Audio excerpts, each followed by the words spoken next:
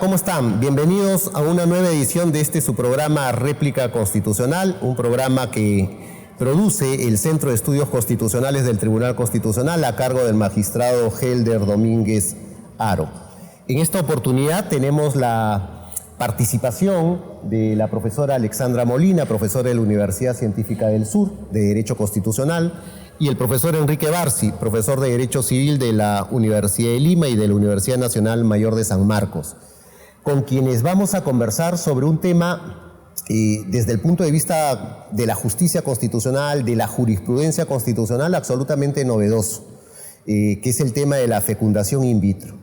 Quisiera agradecerles a ambos su presencia el día de hoy y, sin más, empezar en esta oportunidad con el profesor Enrique Barsi, pidiéndoles que por favor nos presente el tema de la fecundación in vitro, que entendemos es un tema complejo y tiene varias aristas y varias caras alrededor de las cuales quisiéramos que por favor nos ilustre. Profesor Barsi. Muchas gracias por la invitación, doctora, gusto de volverla a ver.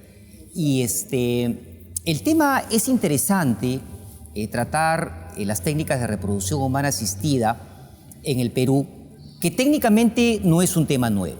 Es un tema que ya tiene muchos años en la práctica y en la realización clínica. Y esto debido a que existe un problema de fertilidad, no solo a nivel local, sino también en otras partes o en otras regiones de nuestro continente, y que existen también pacientes de otros países que vienen a realizar técnicas de reproducción humana asistida en el Perú. Cuando hablamos nosotros de las técnicas de reproducción humana asistida, estamos hablando básicamente de aquellos recursos médicos que se han dado justamente para poder permitir que una pareja que adolece de un problema de fertilidad pueda tener descendencia. Entendida la descendencia como parte del proyecto de vida que tiene una persona de tener hijos.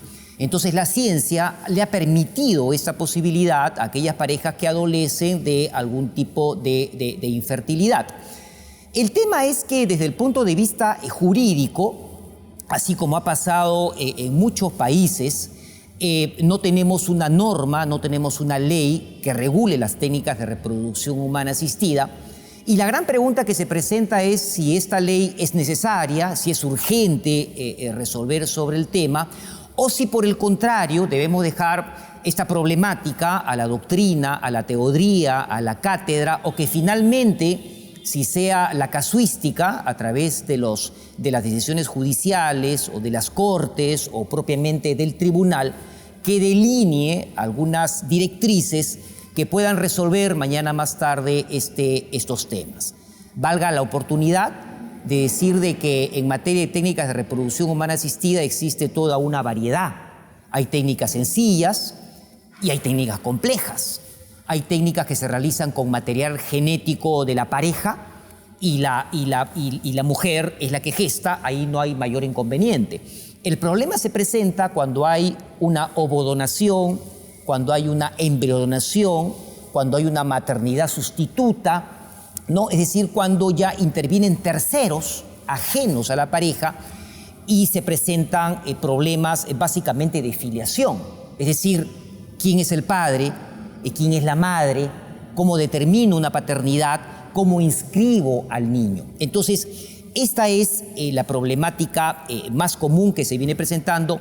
Y finalmente, tener en cuenta siempre que las técnicas de reproducción humana asistida están sustentadas o deben estar sustentadas en el principio de que el cuerpo humano no puede estar sujeto a un comercio y que la filiación en materia de técnicas de reproducción humana asistida tiene que determinarse en base a la afectividad. Esa es una primera idea. Es el principio fundamental, el tema de la afectividad. Así es decir, llegar a determinar quién quiso ser padre, quién quiso ser madre. Porque en materia de técnicas de reproducción humana asistida no prima el principio de filiación o prácticamente no se puede aplicar la prueba de ADN. Dígame, profesor Barsi, en el ámbito del derecho comparado, problemas de filiación, problemas relacionados con derechos fundamentales, el derecho al nombre, uno de ellos, ¿no? ¿Han sido abordados por las altas cortes? ¿Conoce usted casos? Sí, sí, como les digo, en primer lugar, no es un tema nuevo en nuestro medio, es un tema muy antiguo, y ni qué decir en otros países, ¿no? Sin ir muy lejos, Argentina ya ha resuelto la materia, ¿no? Haciendo primar el principio de socioafectividad. En Brasil también han habido casos en los cuales se ha hecho primar el principio del interés superior del niño. Y yéndonos un poquito más lejos, pero sí dentro de la cultura romano-germánica, dentro de Europa continental tenemos uno de los países más avanzados sobre el tema, que es España, que tiene una ley específica sobre el particular, que yo justifico la ley, quizá, por los altos índices de conflictividad y de infertilidad que adolecen esto. ¿Que hay en el país también? En nuestro país no hay tanta infertilidad. A pesar de que hay, digamos, índices elevados de técnicas de reproducción humana asistida, el índice de infertilidad no es tan alto, ¿no? Pero la gran pregunta que siempre queda es, ¿necesitamos una norma? ¿Es necesario regularlo legislativamente o cómo abordamos el problema? ¿Y no hay problemas, por ejemplo, cuando se produce la inscripción del menor? En los casos, por ejemplo, de parejas que suministran el óvulo y el esperma, pero el desarrollo del embrión se produce en un útero sucrogado, ¿no hay problemas? Bueno, yendo, digamos, a una respuesta técnica, si una madre o si una mujer que colabora con la gestación cumple con el hecho del parto, a ella se le determina y se le asigna la maternidad. Porque la maternidad, según el sistema romano-germánico, es madre aquella que da a luz. Pero si tomamos en cuenta que ella no quiso ser madre, sino simplemente cumplir esa función altruista, solidaria, humanitaria, de colaboración a la pareja, deberíamos ser lo suficientemente amplios, ¿no es cierto?, para considerar que madre es aquella que solicitó, ¿no es cierto?, la colaboración de esa otra persona. Pero claro que surgen problemas, porque el certificado de nacimiento vivo es lo que prima. El certificado de nacimiento vivo, en la cual se identifica a la parturienta, ¿no?, y al niño, es la base para que se pueda expedir una partida de nacimiento. Entonces ahí tenemos la complicación, ¿no?, en la parte de la inscripción del menor que nace como consecuencia de una técnica compleja de reproducción. ¿Y cómo solucionar problemas de esa naturaleza? Bueno, ese tema, por ejemplo, ahí sí tenemos un vacío, ¿no? Porque este es un tema administrativo, ¿no? Este es un tema administrativo que la RENIEC debería tomar en cuenta, ¿no?, para salvar ese vacío. Ahora, si quisiéramos ir un poco más allá, nuestro Código Civil, que ya es de 1984, amerita un ajuste, ¿no?, en materia de determinación de la filiación por técnicas de reproducción humana asistida, y ahí se deje constancia que la maternidad no se prueba por el hecho del parto, sino por el interés de la mujer que solicitó esa colaboración. Muchas gracias, profesor Barsi. Profesora Molina, ¿qué derechos fundamentales están detrás de esta técnica de fecundación asistida? En realidad, yo creo que hay una multiplicidad de derechos fundamentales que podrían ser incididos o podrían sustentar, en todo caso, el recurso a la fecundación asistida, ¿no?, frente a un problema que es la infertilidad. Y también otra situación que se da, por ejemplo, en las parejas del mismo sexo, más que la infertilidad, la imposibilidad de poder tener hijos con la pareja porque son del mismo sexo, ¿no?, la imposibilidad física. Ante esas problemáticas, por ejemplo, en el tema de la infertilidad, algunos han alegado el derecho a la salud.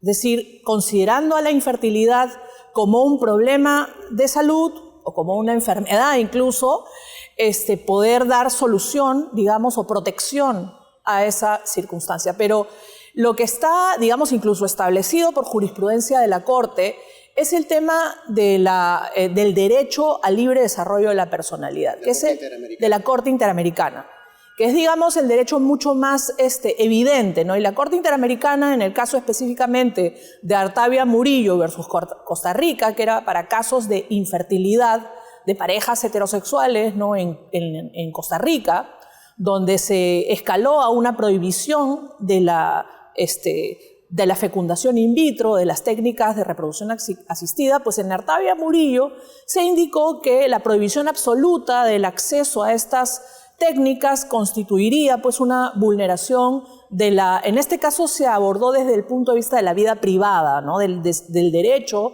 a, digamos, dentro de la vida privada poder realizarse teniendo hijos, ¿no? Hay algunos que dicen o que se preguntan si es que realmente, en la actualidad se está preguntando eso, si es que realmente hay un derecho fundamental a tener hijos, ¿no? Porque al mismo tiempo el recurso a estas técnicas de reproducción asistida está empezando a ser cuestionado desde puntos de vista tanto de derecha, conservadora, porque se considera que esto es, digamos, lo más común de ver, ¿no? Digamos, lo más clásico, lo más tradicional, lo que se ha venido viendo, ¿no? Esto no es algo natural, ¿no? No es algo natural, va contra la dignidad, etc. Pero también desde posturas de izquierda se dice que, por ejemplo, el recurso a la gestación subrogada es una manera de mercantilizar, como bien dijo el profesor Barsi, el cuerpo de una mujer que está en una situación de precariedad económica, ¿no? Es un tema muy interesante. Creo yo que el derecho que a mi parecer sustentaría en principio este recurso a las técnicas de reproducción asistida, que por lo demás son muy variadas, y esa variedad técnica nos da también los matices para poder acotar o no, digamos, el ejercicio del derecho fundamental y el impacto que tiene el ejercicio de este derecho fundamental en otros derechos fundamentales, si es que lo vemos, por ejemplo, desde el punto de vista de, digamos, se afecta a una mujer en precariedad, etcétera, ¿no? En el caso de la gestación subrogada, que es lo que una parte, digamos, de la crítica dice, ¿no? Entonces, hay una pregunta ya más actual de si existe un derecho a tener hijos, más allá de ese libre desarrollo de la personalidad, o en todo caso, ¿qué tan amplio es el espectro de este libre desarrollo de la personalidad, ¿no? En todo caso. Muchas gracias, profesora Molina. Enrique, nos dices que este tema de la fecundación in vitro, digamos, tiene su tiempo, desde la década de los 90, 80, ¿no? Mediados de la década de los 80, digamos, que empieza a desarrollarse. Y nos indicas al mismo tiempo de que no ha habido mucha conflictividad, pero ¿habrán llegado algunos casos a la Corte Suprema, digamos, a propósito del derecho al nombre, del derecho a la afiliación? ¿Cuáles son las tendencias que existen, digamos, a nivel de nuestras Cortes? Sí, mira, yo tengo el recuerdo vivo y candente de que cuando llevé mi curso de Derecho de las Personas como alumno en la Universidad de Lima, mi profesor de esa época nos dejó una lectura de una profesora española denominada María Dolores Vila Coro Barrachina, que se llamaba el artículo Los embriones huérfanos, 1986. Y yo leía en esa época, como joven, adolescente, y decía, esto es real, esto es posible, y es que se había dado pues en otras latitudes de nuestro medio, y obviamente en ese momento en nuestra localidad, en nuestro ámbito, no existía, no existía. Pero sí es un tema antiguo. Ahora, el tema de la relación de la genética con el derecho comenzó con las pruebas de ADN, ¿no? Que han servido para colaborar, para identificar la paternidad o la maternidad de una persona. El segundo gran paso es cuando se enfrenta la procreática con el derecho, es decir, las técnicas de reproducción humana asistida se enfrentan con el derecho para darle una solución al tema. Hasta donde yo tengo mapeado, existen 5 casaciones emitidas por la Corte Suprema de Justicia en la cual ya se ha tratado el tema, ¿no? Uno de los temas era, por ejemplo, el famoso artículo 7 de la Ley General de Salud, en la que se reconoce el derecho de una pareja a recurrir a las técnicas de reproducción humana asistida, ¿no? Para poder cumplir su expectativa de vida, su proyecto de vida para poder tener descendencia. Pero tiene un segundo párrafo que dice que la maternidad biológica debe coincidir con la maternidad genética, de manera tal que te pone un coto, ¿no?, a la maternidad colaborativa. La Corte Suprema sobre el particular, sustentado en el interés superior del niño y en el interés de proteger y promover las relaciones familiares, ha establecido de que eso no puede ser entendido como un delito, eso no puede ser entendido como un ilícito, sino simplemente como una mera declaración de principio que en su momento hay que, digamos, entender la realidad nacional, ¿no? Por otro lado, otras casaciones se han pronunciado sobre la validez de las técnicas de reproducción humana asistida, en base al principio de fundar una familia, el denominado derecho a tener descendencia, que es también muy criticado, ¿no? Es decir, nuestras cortes no son ajenas a esto, ¿no? No son ajenas, pero claro, estamos viendo, digamos, el tema desde un punto de vista del derecho sustantivo, del derecho de fondo, pero si lo trasladamos a la práctica es cómo solucionamos de manera rápida, ¿no?, y eficiente el impasse, por ejemplo, de cómo registrar un niño nacido por maternidad sustituta. ¿Cómo hacerlo? Y en relación a esos temas, digamos, ¿se ha presentado casuística? Hasta donde yo tengo entendido, aquellas parejas que han recurrido a la RENIEC a inscribir a su hijo, ¿no?, haciendo constar de que la mujer no lo parió, sino que ha sido materia de una maternidad colaborativa. Ellos han presentado su consentimiento informado, han presentado el acuerdo de maternidad sustituta, ajeno a todo tipo de relación económica, han presentado la historia clínica y han presentado incluso un informe legal en la que se acredita de que aquí se está cumpliendo simplemente con la finalidad de que una pareja pueda tener descendencia, y eso no es contrario al derecho. Eso es total y absolutamente ilícito, ¿no? Pero sin embargo, RENIEC, como órgano, se ha negado, ¿no?, a realizar la inscripción. ¿Por qué? Porque nuestra norma, insisto, como lo dije en un inicio, parte del viejo criterio romano que la maternidad se establece por el hecho del parto. Entonces, eso es lo que tenemos nosotros que encontrarle una solución. Hasta donde tengo entendido, hay algunas acciones de amparo que se han interpuesto contra RENIEC, justamente para que RENIEC haga valer la voluntad procreacional, ¿no es cierto?, y el principio de afectividad, para que la RENIEC expida una partida de nacimiento haciendo constar como padres a la pareja que quiso tener esa descendencia. Muy bien. Y cuando se produce porque me imagino que, digamos, en los casos de útero subrogado debe darse el supuesto en el que la que lleva el embrión en su vientre desiste de otorgarle la maternidad. Y en esos casos, ¿qué pasa? ¿Insiste en ser ella la madre? Claro, o sea, es casos que ya se han dado en otros países, ¿no? Que la madre colaborativa, la madre gestante, finalmente siente pues un apego, siente un cariño y se siente ella como madre, ¿no? Y a la hora que da a luz, se niega a entregar al niño. Entonces, nos preguntamos, ¿no? ¿Puede hacerlo?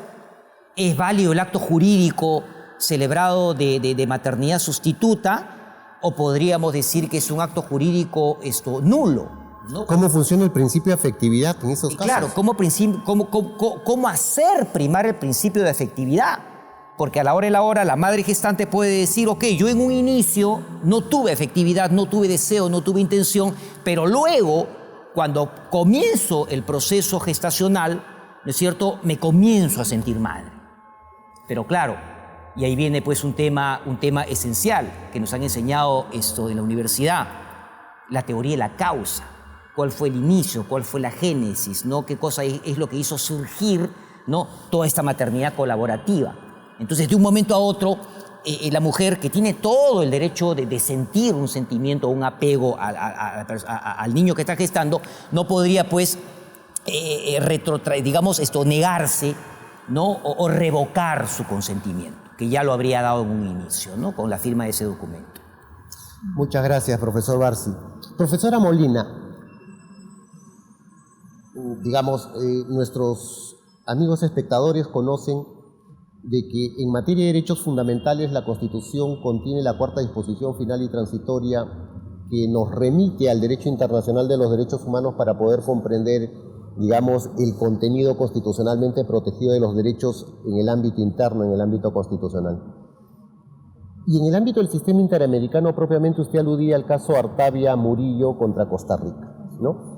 ¿En qué medida este caso Artavia Murillo, digamos, puede ser ejemplarificador, puede ser, digamos, un caso que nos permita resolver problemas de esta naturaleza cuando éstas vayan, digamos, a suscitarse? En la medida justamente de, digamos, justamente la aplicabilidad a través no solamente de la cuarta disposición final y transitoria, sino también en el caso del Código Procesal Constitucional hay algunas disposiciones en el título preliminar que pueden habilitar eso y además haciendo una interpretación, por ejemplo, para favorecer el interés superior del niño, medir, por ejemplo, los impactos negativos que puede estar teniendo este reconocimiento, pensar en un mecanismo de interpretación pro homine, por ejemplo, ¿no? Que manda también, que está en el título preliminar del Código Procesal Constitucional. El profesor Barsi aludió al artículo 7º de la Ley General de Salud, donde, digamos, no se permitía, digamos, la maternidad en dos, ¿no?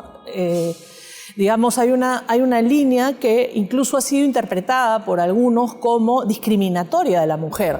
Entonces, estamos hablando de una norma con rango de ley que está colisionando con la Constitución, ¿no? Porque tenemos un principio de derecho a la igualdad, además, ¿no? Tenemos el libre desarrollo de la personalidad, tenemos varios derechos fundamentales, tenemos el interés superior del niño, creo que sobran los motivos, y al mismo tiempo tenemos un artículo 138 de la Constitución, segundo párrafo, que si este caso cae en algún juzgado, pues ese juez tendrá la posibilidad, y yo creo que el deber de inaplicar esta norma que es contraria a la Constitución, al caso concreto vía un control difuso. O sea, hay posibilidades también, no solamente desde el ámbito de la puerta que se da al derecho interamericano, o el sistema interamericano que cada día está ganando más terreno, sino también desde el derecho interno hay posibilidades, ¿no? Y dígame usted, en los casos que le comentaba el profesor Barsi, donde de pronto, digamos, la madre con la colaboradora con el útero presenta, digamos, discrepancias o en alguna medida se retrotrae en su inicial voluntad de ser colaboradora con esta pareja que tiene problemas de fertilidad. Ahí tenemos un caso absolutamente complejo, ¿no? O sea, ese es probablemente el caso, un caso súper complejo dentro de esta problemática que ya de por sí es compleja, ¿no? Porque ¿qué derecho fundamental podría alegar esta persona? Habría que ver en qué caso, habría que ver cada caso concreto. Tenemos dos madres, ¿no? Tenemos dos madres, ajá, digamos, una que... Habría que ver cómo se solucionan, esto siendo un caso difícil, habría que ver cada caso concreto, cómo se da, e incluso algunas técnicas, como por ejemplo la ponderación, tal vez podrían ser, como dice Atienza, para los casos difíciles, la técnica de la ponderación para cada caso concreto podría ser una posibilidad de explorar, ¿no? Muchas gracias. Bueno, vamos cerrando con este programa y quisiera, digamos, dejarle el uso de la palabra al profesor Barsi para que nos dé, no sé, a lo mejor algunas conclusiones, algunas reflexiones finales. Sí, bueno, realmente yo felicito al Tribunal Constitucional por generar estos conversatorios, ¿no? Porque es en estos donde se vive el derecho y que el derecho es vivo, ¿no? Siempre nos preguntamos si es necesario llenar los vacíos legales a través de normas o disposiciones y a veces respondemos de que sí. Pero para casos tan cambiantes, tan variables y con tantas tendencias que existen sobre el particular, ¿no? Yo creo que hay que dejarle esto a los órganos de justicia, ¿no? Que resuelvan la casuística. Porque acá no podemos aplicar nosotros reglas digamos, estándar, ¿no? para cada caso que se presente. Es por eso que estas tribunas, la academia, la doctrina, los foros, ¿no? Y sobre todo el juez como el máximo creador del derecho a través de su jurisprudencia, debe dar solución a estos complejos problemas en los cuales está de por medio, ¿no?, la familia y sobre todo la dignidad de la persona. Así que yo nuevamente felicito y dejo que los órganos jurisprudenciales, a mi criterio, sean los que puedan resolver esta materia. Muchísimas gracias, profesor Barsi. Profesora Molina. Quiero agradecer al Tribunal Constitucional, al Centro de Estudios, al profesor Carpio por la amable invitación y también sumarme a la felicitación del doctor Barsi por tratar estos temas desde la doctrina, que son temas complejos sin duda y que demuestran dos cosas esenciales. En primer lugar, demuestran que el derecho es un ámbito absolutamente multidisciplinar, porque estamos hablando de técnicas de reproducción que son cuestiones que pertenecen a la biología, a la medicina, que interactúan con el derecho. Pero al mismo tiempo, dentro del derecho hay una multidisciplinariedad, porque estamos aquí un civilista y una constitucionalista discutiendo o compartiendo puntos de vista que pueden aportar a soluciones justas para casos complicados, ¿no? Y finalmente, reconocer la importancia y la supremacía de la Constitución y del derecho constitucional y sobre todo este fenómeno de la constitucionalización del derecho que hace que la Constitución o el derecho constitucional tenga un foco irradiador a otras ramas del derecho, como en este caso concreto el derecho civil, digamos, no patrimonial, ¿no? Entonces, quiero agradecer nuevamente por la invitación a esta oportunidad de discutir y de conversar para dar soluciones justas. Muchísimas gracias. Yo quisiera finalizar agradeciendo nuevamente a ambos profesores, al profesor Barsi, a la profesora Molina, y agradecerles a ustedes, amigos, por seguirnos en este programa Réplica Constitucional. Con ustedes nos vemos hasta en una nueva oportunidad. Muchísimas gracias.